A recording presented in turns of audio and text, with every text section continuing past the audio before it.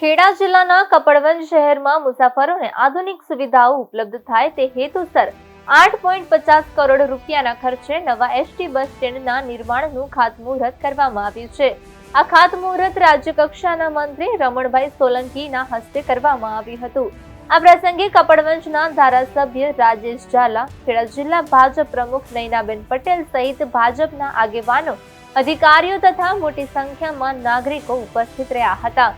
નવા બસ સ્ટેન્ડમાં અત્યાધુનિક સુવિધાઓ સાથે કુલ 15 પ્લેટફોર્મનું નિર્માણ કરવામાં આવશે। બસ સ્ટેન્ડ તૈયાર થયા બાદ કપડવંજ તેમજ આસપાસના વિસ્તારોના મુસાફરોને વધુ સગવડતા, સુવ્યવસ્થિત મુસાફરી અને સુલભ પરિવહન સુવિધા મળશે। ગુજરાત સરકારના માર્ગ મકાન વાહન વ્યવહાર વિભાગ દ્વારા રૂપિયા 8,77,00,000ના ખર્ચે નવનિર્મિત નવા બસ સ્ટેન્ડના ખાતમુહૂર્તનો વિશેષ પ્રસંગ હતો।